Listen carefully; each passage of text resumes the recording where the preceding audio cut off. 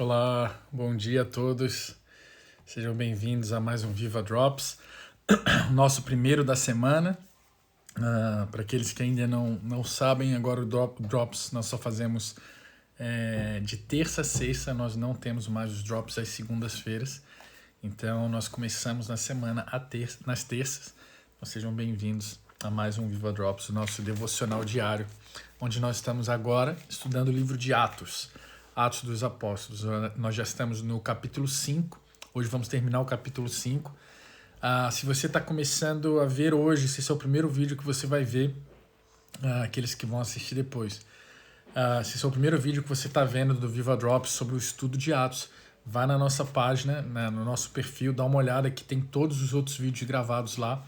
A série está toda gravada, então você tem acesso desde o primeiro capítulo que nós começamos e vai ter até o último que nós vamos fazer, ok?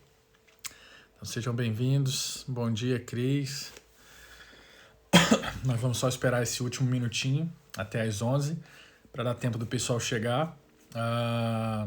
E também dá tempo de quem já está aí convidando seus amigos ou, enfim, algum familiar, alguém que você queira que esteja presente aí. E aí nós vamos começar e finalizar hoje o capítulo 5. Nós já estamos na terceira parte do capítulo 5. Acabou que o capítulo 5 estendeu um pouquinho.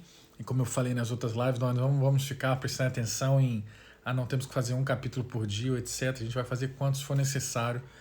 Enquanto Deus estiver falando ao nosso coração, a gente vai indo. Então, estamos na terceira parte de Atos, capítulo 5. Bom dia, Xande. Bom dia, Nádia. Vamos orar então, já deu 11 horas aqui. Pai, muito obrigado por esse dia, Senhor, obrigado por mais essa semana, Pai, que não começou agora, mas para nós aqui no Drops está começando, é o primeiro Drops da semana, Pai, eu te agradeço por essa oportunidade que nós temos, Pai, daqui do Viva, de compartilhar a Tua mensagem, a Tua palavra, o Teu Evangelho com essas pessoas, Pai. Pai, que o Senhor nos use, Pai, a cada dia aqui no Viva, Senhor, para trazer revelação, Pai, da Tua palavra para essas pessoas, Pai, trazer impacto para essas pessoas através da Tua palavra, Senhor, que a Sua palavra se torne viva através das nossas bocas, Pai, em nome de Jesus, eu peço, Pai, abra o entendimento dessas pessoas, dá entendimento a elas da Tua palavra, Senhor, para que não só a palavra seja revelada, mas o Espírito por trás da palavra, em nome de Jesus é que nós oramos, Senhor, amém. Amém, vamos lá então, Atos capítulo 5, terceira parte de Atos. Bom dia, Miguel, bom dia, Camila. Nós paramos aqui no verso 17. Semana passada nós falamos sobre como os apóstolos estavam curando os doentes, como é que eles caminhavam nesse estilo de vida de avivamento, onde os milagres, sinais, maravilhas seguiam os apóstolos, onde quer que eles estavam, eles praticavam isso, eles oravam pelas pessoas e tinham ousadia para orar por cura, por libertação, enfim, né? E que isso abria portas para a pregação do Evangelho. Então nós estamos falando sobre isso. Nós vamos falar agora a partir do verso 17. Eu vou começar lendo aqui. Então o sumo sacerdote e todos os seus companheiros, membros do partido dos saduceus, ficaram cheios de inveja. Por isso mandaram prender os apóstolos, colocando-os numa prisão pública.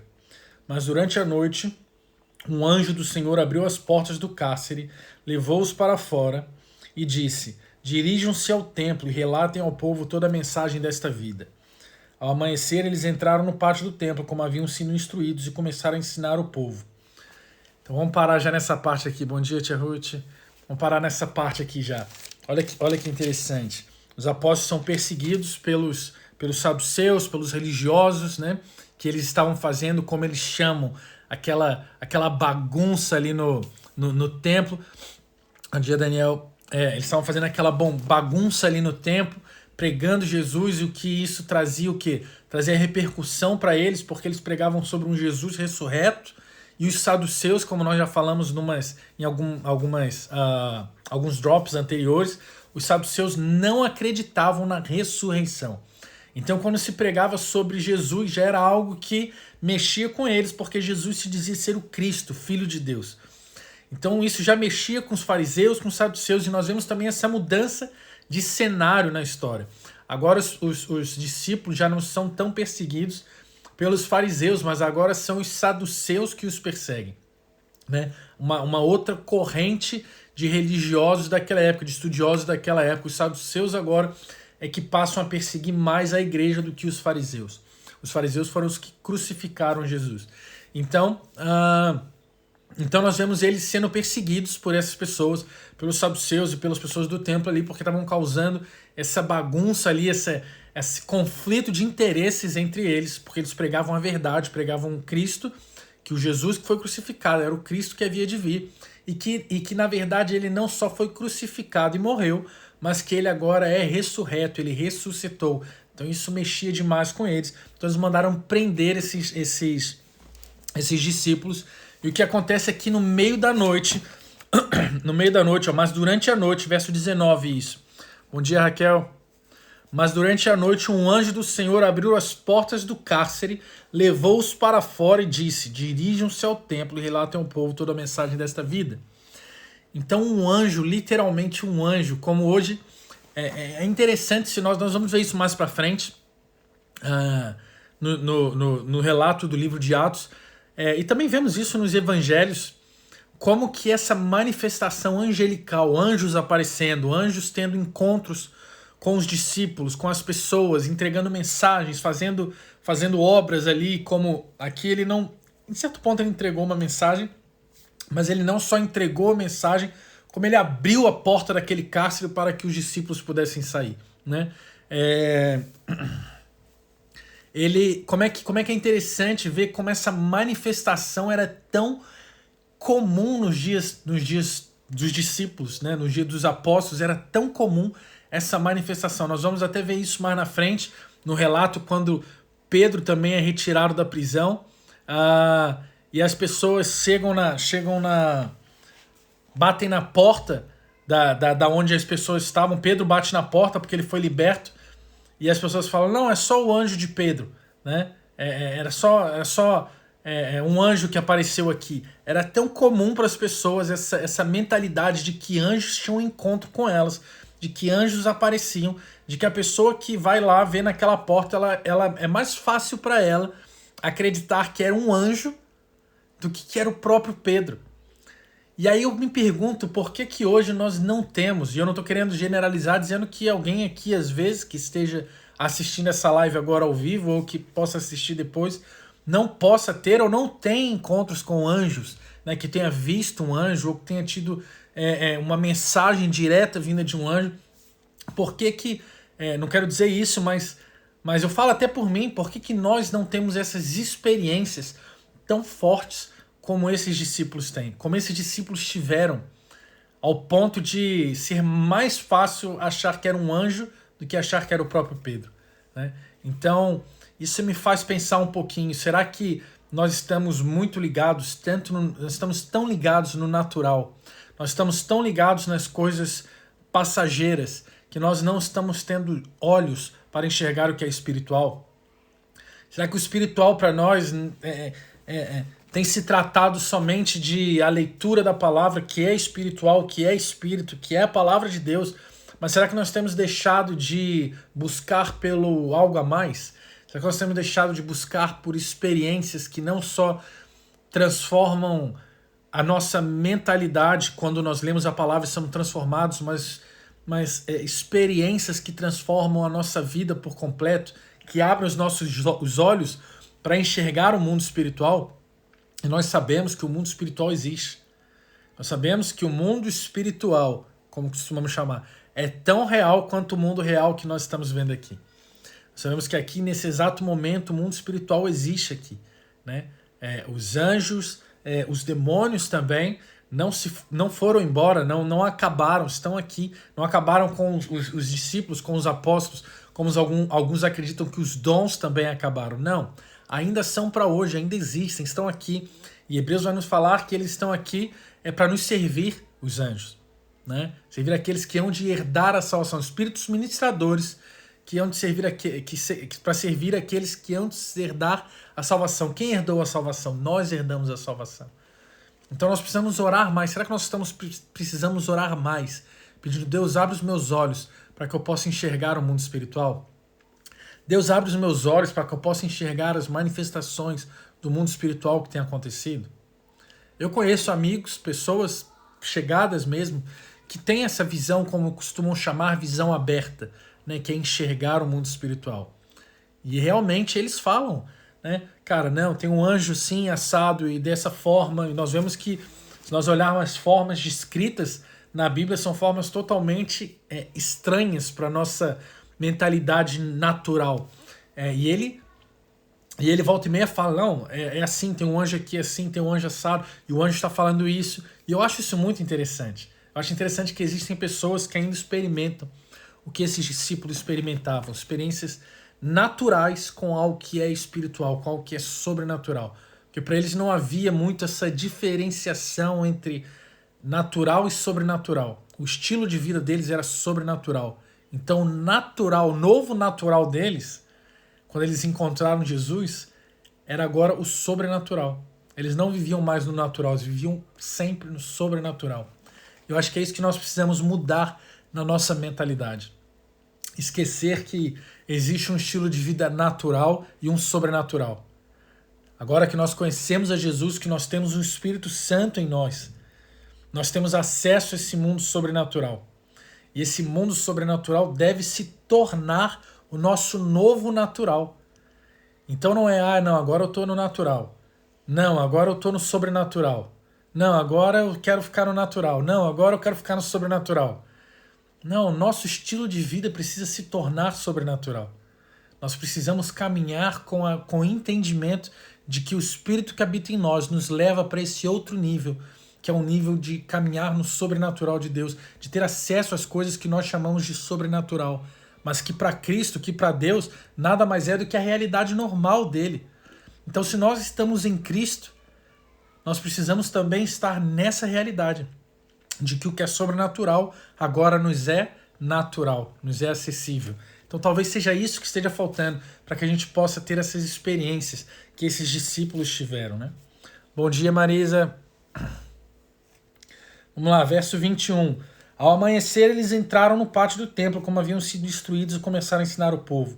Como haviam sido instruídos, porque o anjo que liberou eles fala no verso 20. Dirijam-se ao templo e relatem ao povo toda a mensagem desta vida. Uma coisa que eu tirei desse texto aqui também é que o anjo liberou eles para uma missão. Talvez nós estejamos orando pela libertação divina, para que Deus venha e nos liberte de algo, para que Deus venha e nos dê liberdade em algum aspecto da nossa vida, para que Deus venha e traga conforto em algo da nossa vida. Mas o que eu gosto de enxergar é que Deus tem uma missão para nós.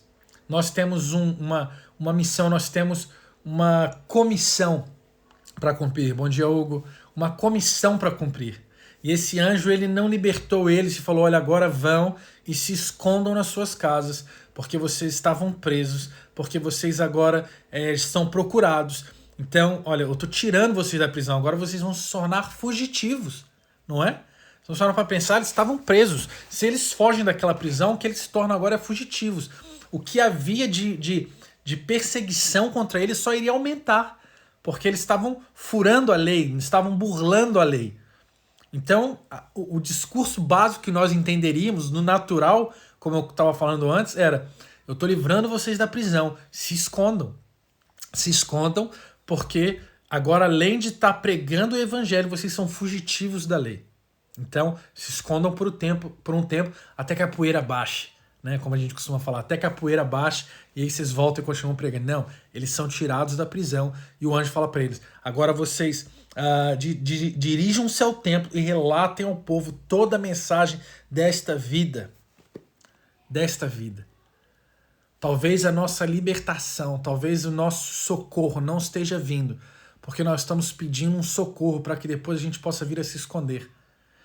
Mas o anjo, ele vem para nos libertar, o socorro vem para que a gente não se esconda, mas para que a gente tenha, como os discípulos oraram no capítulo passado, no capítulo que passou, no capítulo 4, final do capítulo 4, quando são perseguidos. Eles não oram para que a perseguição acabe, mas oram por força, para que eles estejam fortalecidos para aguentar a perseguição, para aguentar as mazelas que os cercam. E é isso que o anjo faz. Vocês não oraram, vocês... Bom dia, Thiago. Bom te ver, mano. Saudade tua. Então, o que eles oram no capítulo passado, eles oram para que Deus fortaleça eles para aguentar as perseguições. Eles não oram por libertação das perseguições. Não, Deus, para com as perseguições. Ele fala, nos fortaleça para aguentar a perseguição. E aí o que acontece agora, que o anjo fala assim, vocês não oraram para aguentar a perseguição? Nós podemos entender isso. O anjo fala, então agora vocês estão libertos. Eu estou dando libertação para vocês, mas eu estou enviando vocês de novo para pregar a mensagem do Evangelho. Talvez a nossa libertação vai vir quando nós entendermos que a missão está acima dessas coisas. Que o Evangelho, o propagar da palavra, o espalhar do reino de Deus está acima do nosso querer. Os discípulos entenderam isso. Não, Deus, não tira a missão de nós. Não, Deus, não tira as perseguições. Se as perseguições precisam vir para nos provar, para nos refinar como o fogo refina o ouro, amém por isso, mas eu só oro para que você nos dê força para aguentar a perseguição. E é esse tipo de oração, como nós chamamos, orações perigosas. Quantos de nós temos feito orações perigosas? Orações que depois que a gente termina de orar, a gente fala, caramba, será que eu tinha que ter orado isso? Porque se isso agora acontecer mesmo, meu Deus, eu vou ter trabalho pela frente. Esses são os tipos de orações que Deus ama. Porque saem do nosso querer e entram no querer dele. Quando o nosso eu começa a questionar, será que eu tinha que ter orado isso? É provavelmente porque você não orou isso, foi o Espírito que orou isso. Foi o Espírito que intercedeu por você. Porque o básico, se nós pararmos para pensar mais uma vez, naturalmente era Deus, tira as perseguições. Coloca no coração das pessoas um coração aceitável para ouvir a mensagem do Evangelho, para que não haja mais perseguições. Mas a oração perigosa é, Deus, se tiver que haver perseguições, que haja, mas nos capacite para pregar o Evangelho, para passar pelas perseguições. E aqui o que acontece é isso, eles são libertos da prisão. Agora não são mais só os que pregam o Evangelho que eles não aceitavam, mas agora também são fugitivos da lei. E ainda assim, estão lá no outro dia, pregando no templo. Verso 21.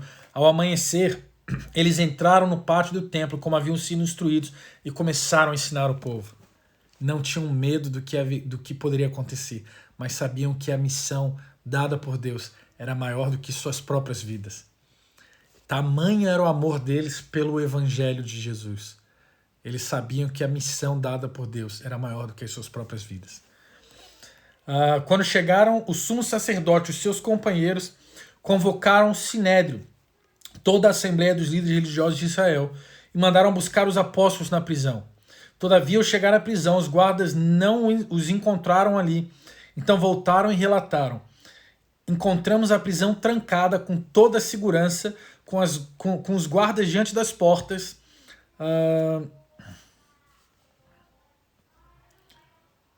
Com guardas diante das portas.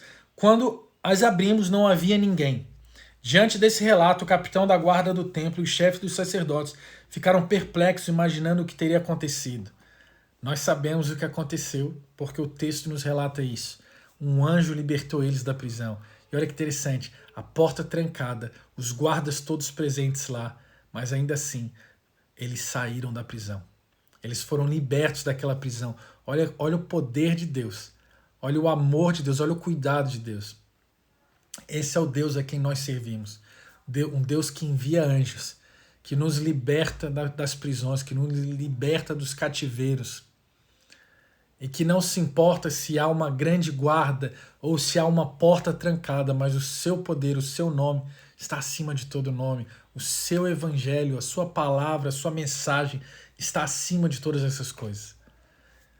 Então, ficaram perplexos imaginando o que teria acontecido. Nesse momento chegou alguém e disse: os homens que os senhores puseram na prisão estão no pátio do templo ensinando o povo. Então, indo para lá com os guardas, o capitão trouxe os apóstolos, mas sem uso de força, pois temiam que o povo os apedrejasse. Tendo levado os apóstolos, apresentaram-nos ao sinédrio para serem interrogados pelo sumo sacerdote, que lhes disse: demos ordens expressas a vocês para que não ensinassem nesse nome. Todavia vocês encheram Jerusalém com a sua doutrina e nos e nos querem tornar culpados do sangue desse homem.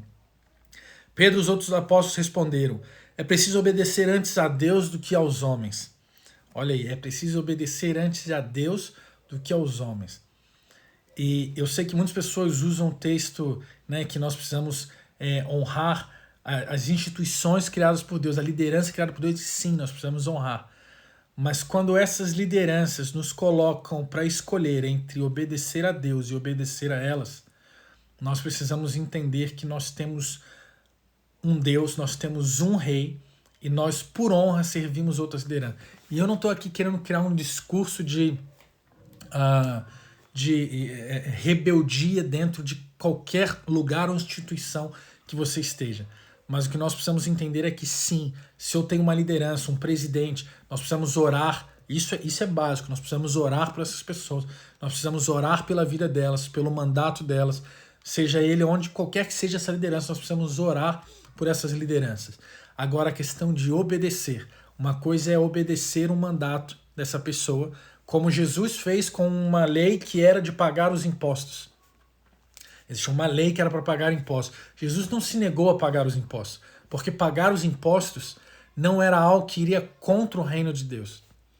Mas quando, por exemplo, a lei fala não preguem o evangelho, o que ele fala é nós precisamos obedecer a Deus primeiro, porque agora já é uma lei que está indo contra a lei de Deus. Aí nós temos um problema, aí nós precisamos fazer uma escolha.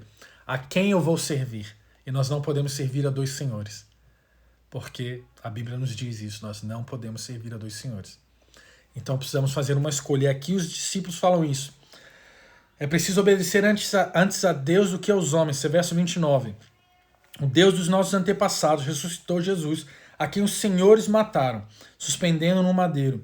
Deus o exaltou, colocando à sua direita como príncipe e salvador, para dar a Israel arrependimento e perdão de pecados. Nós somos testemunhas destas coisas, bem como o Espírito Santo que Deus concedeu aos que lhe obedecem. Ouvindo a isso, eles ficaram furiosos e queriam matá-los. Mas um fariseu chamado Gamaliel, mestre da lei, respeitado por todo o povo, levantou-se no sinédrio e pediu que os homens fossem retirados por um momento. Deixa eu só voltar uma parte aqui. Nós estamos na parte agora de Gamaliel, e essa parte eu gosto demais desse discurso de Gamaliel. Mas deixa eu voltar uma parte que eu esqueci de comentar com vocês. Lá no começo, quando nós lemos o verso 17, que vai falar o começo do verso 17, quando nós começamos hoje. Então o sumo sacerdote e todos os seus companheiros, membros do partido dos saduceus, ficaram cheios de inveja. Eu esqueci de comentar essa parte com vocês, mas eu achei interessante o motivo que levou eles a essa perseguição aos discípulos.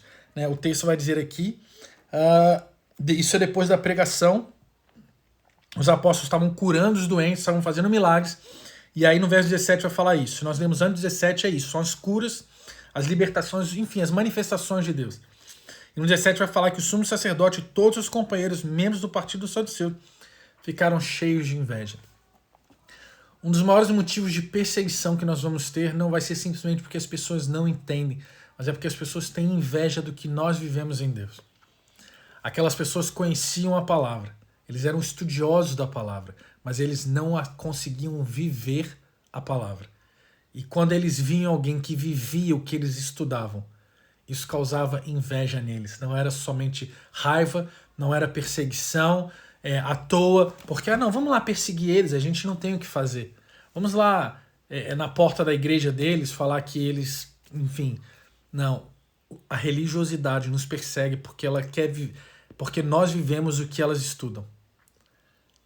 A religiosidade nos persegue porque ela vê em nós a manifestação daquilo que eles só conseguem imaginar. Então nós precisamos entender, quando nós somos perseguidos por essa religiosidade, nada mais é do que inveja. Nada mais é do que inveja. E a inveja nós não tratamos com uma guerra contrária ou uma guerra de então vocês estão batendo aqui, a gente bate de lá também. Não entramos em guerra, mas a inveja nós tratamos oferecendo às pessoas aquilo que nós temos. Oferecendo às pessoas aquilo que nós temos. Bom dia, Cláudio. Hugo está dizendo, Pedro fala também que as pessoas invejam a nossa liberdade. Sim, a religiosidade nos prende. Eu gosto muito dessa imagem. Essa imagem, para mim, fala demais sobre o que é religiosidade. É uma foto, tava no Face há um tempo atrás, eu acho que eu vi no Face, que é um mar, um oceano. Dentro do oceano tem um aquário e esse peixe está nesse aquário, dentro do oceano. Então há um oceano aqui fora, um oceano imenso. E lá dentro desse oceano tem um pequeno aquário, aquele aquário redondinho, né? E o peixe está ali dentro.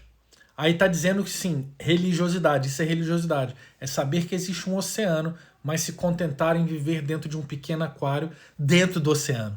E aí do outro lado tava, eu não lembro qual o texto que eles usaram, Jesus ou o Evangelho, enfim.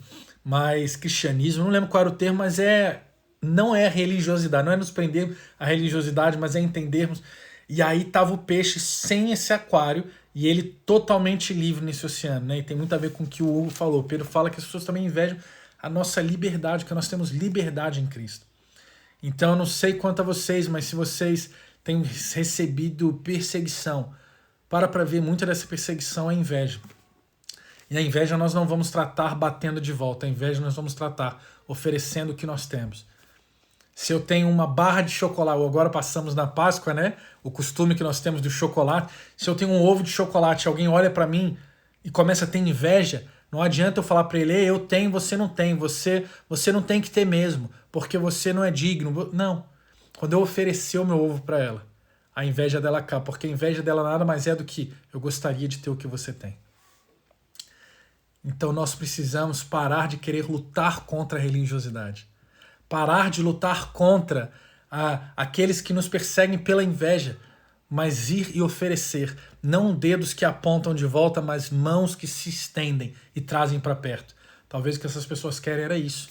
Paulo é um dos maiores exemplos da religiosidade, que estudou aos pés de Gamaliel, que nós vamos falar agora.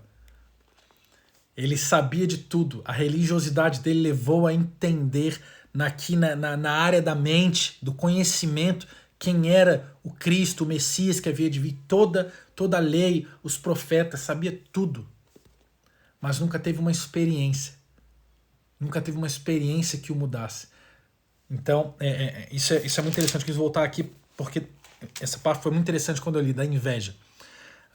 Vamos lá. Onde é que nós estávamos? Ok, de Gamaliel. Então, mas um fariseu chamado Gamaliel, verso 34. Mestre da lei, respeitado por todo o povo, levantou-se no sinédrio e pediu que os homens fossem retirados por um momento.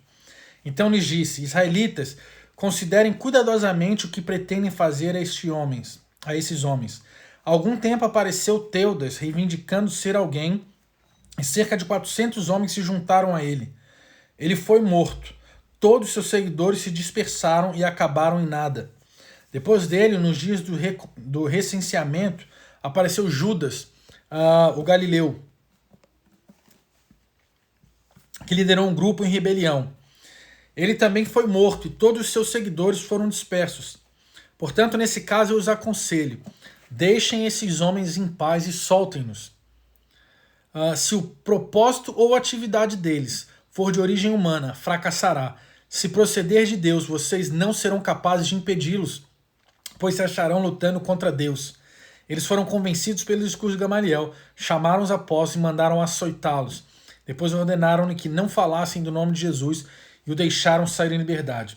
Os apóstolos saíram do sinédrio, alegres por terem sido considerados dignos de serem humilhados por causa do nome. Todos os dias no templo e de casa em casa não deixavam de ensinar e proclamar que Jesus é o Cristo. Bom dia, Raquel. Bom dia, Bela. Olha só, então, primeira parte aqui, nós vamos fechar já aqui. O discurso de Gamaliel. Gente, esse discurso é incrível. É incrível. Os discípulos estão presos, foram trazidos, primeiro foram presos, foram libertos pelo anjo, foram pregar o evangelho depois disso, são pegos de novo, levados de novo perante o sinédrio, e ali eles estão vendo o que eles vão fazer com ele. Falam uma parte do livro que eles estavam dispostos a matá-los. Uma parte do texto vai falar que eles estavam dispostos a matar eles porque ficaram com raiva da mensagem que eles pregavam. porque eles não só pregavam o evangelho, mas pregavam a ressurreição, o que os saduceus não aceitavam, e também colocavam a culpa de que o Cristo, aquele que eles tanto esperavam, eles mesmos o mataram. Então eles falavam, não, vocês estão ainda colocando a culpa da morte desse homem em nós.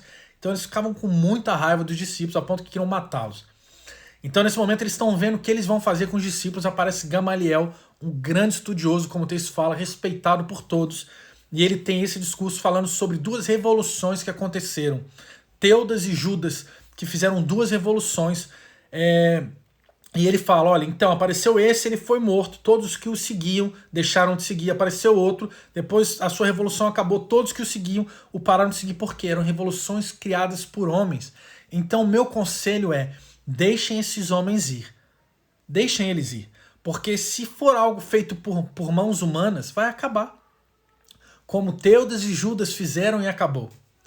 Mas se for uma revolução feita por Deus, se for uma obra da parte de Deus, vocês nada poderão fazer, porque estarão se achando, lutando contra o próprio Deus. Vão se achar lutando contra o próprio Deus. Gente, olha que forte essa mensagem. Olha que forte essa mensagem. Isso nos leva a entender que tudo aquilo que nós estamos fazendo hoje, que nós entendemos e nós sabemos que é da parte de Deus. Ah, Bruno, eu comecei um ministério. Esse ministério foi Deus que chamou você para começar? Ah, Bruno, foi Deus, eu tenho certeza, Deus colocou no meu coração isso. Então deixa eu te falar uma coisa, nada nem ninguém pode parar esse ministério. Como assim, Bruno, nada nem ninguém? Eu tô num país que é muito difícil o evangelho. Eu tô num lugar que é a perseguição. Eu tô num lugar onde as leis são contra, onde isso é assim, isso é assado, tudo coopera contra. Lembra desse discurso de Gamaliel, tão sábio. Se você estiver lutando contra uma obra, contra um movimento, contra uma revolução que vem da parte de Deus, você não está lutando contra as pessoas que fazem a revolução, contra as pessoas que estão fazendo a obra. Vocês se acham lutando contra o próprio Deus. E eu não sei quanto a vocês, mas eu acho que lutar contra Deus é uma batalha perdida para você que está lutando contra Deus, para aqueles que lutam contra Deus. Então tudo, Bruno, eu comecei uma empresa. Essa empresa foi Deus que colocou no seu coração, um projeto de Deus, Bruno. Meu amigo, nada nem ninguém pode te parar. Nem o Covid pode te parar. Porque o Covid vai se achar lutando contra o próprio Deus. O Covid vai se achar lutando contra o próprio Deus. Ah, Bruno, na minha igreja, o meu ministério está morrendo por causa do Covid. Ei, é de Deus? É de Deus. Então o Covid está lutando contra Deus, não contra você. Esse que eu acho que é o grande problema. Nós estamos tentando batalhar as lutas que não são nossas. Nós estamos tentando lutar com as ferramentas que não são as corretas. Se a obra é de Deus, Gamaliel nos ensina algo muito interessante. Vocês vão se achar lutando contra o próprio Deus. A obra de Deus é a obra de Deus. Nós somos aqueles que propagam a obra de Deus. Tudo aquilo. Bruno, mas é em relação à igreja, é isso? É em relação à pregação do evangelho? Não, a tudo que Deus mandar você fazer. Tudo que você... Porque o que Deus está mandando você fazer, Deus está colocando no seu coração. Na verdade, você pode até ser aquele que está fazendo, mas você está fazendo em alinhamento com Deus. A tua vontade e a vontade de Deus estão alinhadas. E aí elas entram em prática e se transformam num ministério, numa empresa, seja o que quer que seja. Pode ser no meio, como nós usamos o termo, gospel, ou no meio secular, como nós costumamos dizer. Eu não acredito nessa questão de gospel e secular. Eu acredito, sim, né, nós podemos, algumas coisas, eu não sei se eu fui um pouco vago aqui, mas porque se eu trabalho então numa empresa de advocacia é secular, porque não é igreja, não. Se você é cidadão do reino, se você é filho de Deus e a sua empresa foi criada porque você tem princípios cristãos, porque você é filho, aquele lugar com a tua presença se torna reino também. Se torna reino porque você é um embaixador de Cristo. E onde você pisa, você faz com que aquele lugar se torne reino. Então a tua empresa, que muitos chamam de secular, não é reino também. Então quem for chegar lá para tentar fechar a tua empresa, né, tá se achando lutando contra Deus, não contra a tua empresa ou contra você que é o dono da empresa. Porque o teu dono é Deus. Então se o teu dono é Deus e você é o dono da empresa, Deus é dono da tua empresa. Vocês entendem isso? Se a igreja é sua, você criou a igreja, você criou o ministério, deixa eu te falar uma coisa, Deus é o teu dono. Então se Deus é o teu dono, tudo que você tem é dele. Porque se você é dele, tudo que vem ele é o topo. Vamos usar o termo da pirâmide. Ele é o topo. Tudo que está abaixo dele pertence a ele. Ele é o rei dos reis. Ele é o rei dos reis. Então Gamaliel faz esse discurso tão poderoso que a gente precisa entender isso. Quando nós entendemos isso, nosso medo acaba das coisas darem errado. Darem errado. Acaba, porque nós entendemos que estão tentando derrubar isso? Calma aí, eu tenho uma certeza no meu coração que isso é projeto de Deus. E se isso é projeto de Deus, tudo isso está lutando contra Deus, não contra mim. Então, o meu trabalho agora é, Deus, o que eu posso fazer? Como eu posso lutar? Nós sabemos que a nossa luta não é contra carne ou sangue, é contra espíritos, potestades, principados, nos reinos, né? No reino espiritual. Nós sabemos que nós devemos entrar em oração e nos juntar com Deus em oração. Olha, Deus, estão tentando destruir tua obra. Eu vou fazer minha parte aqui, orar. O Senhor vem agora e faça a sua. E nós temos uma certeza, Ele vem. Ele vem. Vamos terminar o texto, senão a gente não consegue terminar aqui o capítulo 5. A gente já está no final, né? E aí no finalzinho, o que acontece? Eles deixam eles ir, mas açoitam ele, né? Eles foram convencidos pelo discurso de Gamaliel. Chamaram os apóstolos, verso 40. Mandaram açoitá-los. Depois ordenaram-lhes que não falassem o nome de Jesus e o deixaram sair em liberdade. Os apóstolos saíram do sinédrio, alegres por terem sido considerados dignos de serem humilhados por causa do nome. Todos os dias no templo e de casa em casa não deixavam de ensinar e proclamar que Jesus é o Cristo. É esse coração que nós precisamos ter. Os discípulos nos ensinam tanto em Atos. Foram açoitados porque pregaram o Evangelho. E ao final, em vez de reclamar ou pedir folga, então agora eu vou passar um mês de folga aqui porque já sofremos pelo Evangelho, né? Não. Eles se acham dignos. Olha, nós somos dignos de ser açoitados, de apanhar, de sofrer pelo Evangelho. Quantos de nós aqui temos sofrido por causa do Evangelho? Que a nossa mentalidade possa mudar, não de falar droga, olha, perseguição de novo. Meu Deus, é tão difícil. Caramba, todo mundo me persegue. Olha, isso aqui tá assim, isso aqui tá assado. Que nós possamos mudar a nossa mentalidade para, se tá difícil, eu preciso entender que é isso que produz caráter, é isso que refina o ouro. E eu tenho que me achar digno. Porque muito maior do que o sofrimento momentâneo é o peso de glória que isso produz. Os apóstolos não estavam com seus olhos fitos no momento, mas com seus olhos fitos na eternidade.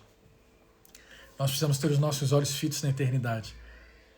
Porque nós sabemos que tudo isso que nós passamos, tudo isso que nós sofremos, está produzindo peso de glória.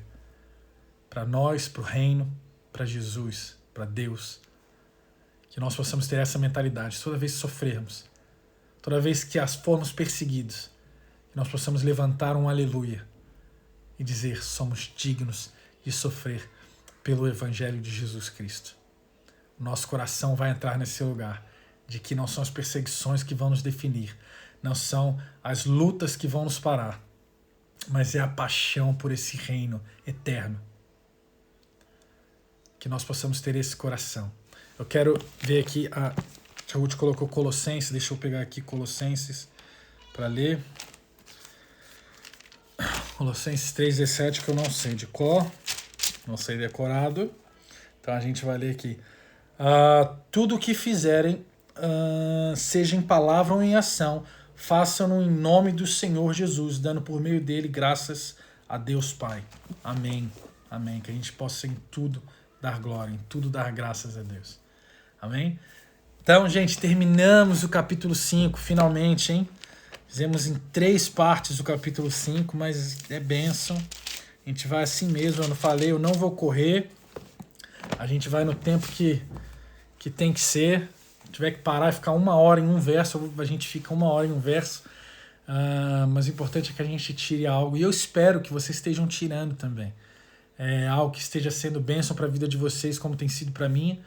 Que vocês estejam aprendendo algo. E mais uma vez eu vou fazer um convite. Coloque nos comentários aquilo que você tem aprendido, algo que mexeu com você, uma frase, uma palavra que eu dei, uma frase, um versículo-chave, e não só o que eu falei, mas como eu já falei nos outros drops. Coloca também coisas, às vezes, que eu não falei, mas que você entende desse texto, que nós queremos aprender mais também.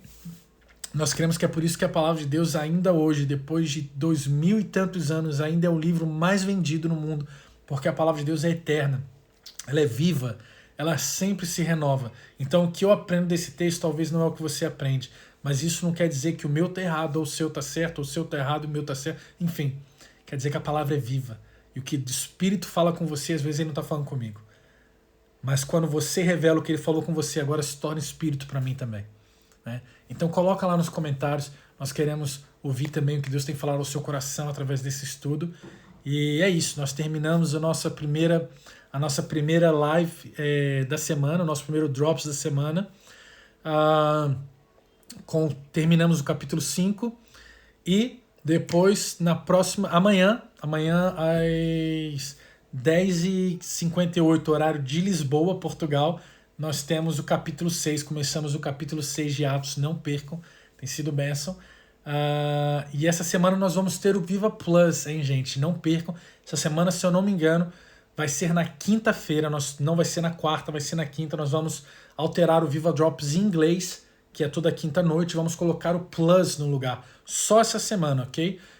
Por causa da questão da agenda de uma pessoa incrível que vai estar vindo aí. A gente vai colocar arte essa semana para vocês verem quem vai ser, mas não percam, na quinta-feira nós temos um convidado especial, tá bom? Deus abençoe. A Bela colocou: o mais importante é nos alimentarmos e pôr em prática a palavra, por isso não há pressa. É isso aí, amém. Glória a Deus por isso, Bela. Deus abençoe a vida de todos, obrigado aí por tudo, tchau, tchau, até amanhã.